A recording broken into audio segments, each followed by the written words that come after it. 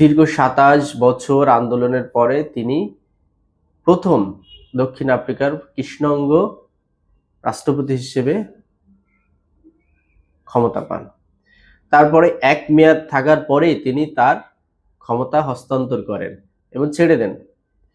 নির্বাচনের মধ্য দিয়ে আবার যাতে যোগ্য ব্যক্তি এদেশের ক্ষমতাটা নিতে পারে, যোগ্য ব্যক্তির হাতেই যাতে ক্ষমতাটা যায়। তিনি চাইলে তার বংশধর বা তার অধীনস্থ কাউকেও তো আবার দিয়ে যাইতে পারতেন বা তার জন্য লড়াই করতে, সেটা করেন নাই।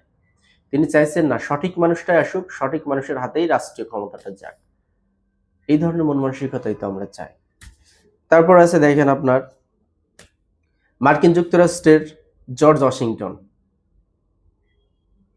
যে আমেরিকার প্রতিষ্ঠাতা ব্যক্তি বলা হয়।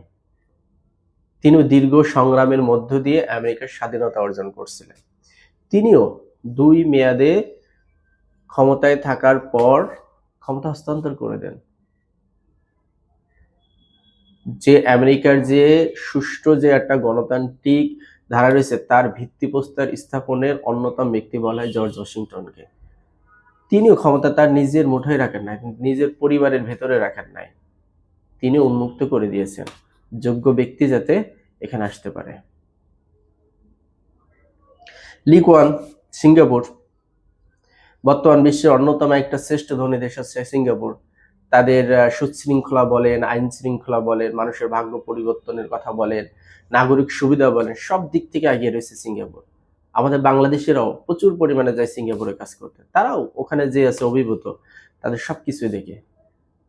এই যে দেশটা এমন হলো, তার অন্যতম কারিগর হচ্ছে যে লি কুয়ান। তিনিও দীর্ঘ ৩১ বছর এই দেশটাকে শাসন করেছেন। তারপরেও কিন্তু তিনি ক্ষমতাটা ধরে রাখেন নাই, উন্মুক্ত করে দিয়েছেন। যে ইয়াং জেনারেশনের ভিতর থেকে সঠিক যোগ্য ব্যক্তি আবার এই দেশটা ক্ষমতা নেই, দেশটা পিছিয়ে না যায়, আরো আগে যায়, তাই করছেন। তিনি একজন মেন্টর হিসেবে কাজ করতেছিলেন যারা রাষ্ট্রীয় ক্ষমতা নিচ্ছে। এরা আসলে প্রকৃত দেশটাকে ভালোবাসে, দেশের মানুষের কল্যাণ চায়। তারা নিজের ক্ষমতা হাতে নিয়ে অপব্যবহার করতে চায় না। তারা জানেন যোগ্য ব্যক্তির হাতে গেলে রাষ্ট্রটা আরো সুন্দর হবে। কিন্তু অযোগ্য ব্যক্তির হাতে গেলে কি হয়, নিজে তো রাষ্ট্র পরিচালনা করতেই পারে না, আশপাশের মানুষজন সেই ক্ষমতাটা কাজে লাগে দুর্নীতির দুঃশাসন করে কি হয়, টাকার পাহাড় গড়ে এবং সেই টাকা দিয়ে কি বেগম পাড়া গড়ে, বিদেশে টাকার পাহাড় গড়ে, আর দেশের মানুষ না খেয়ে মরে, কর্মসংস্থান তৈরি হয় না, বেকারত্ব তৈরি হয়, আর কত।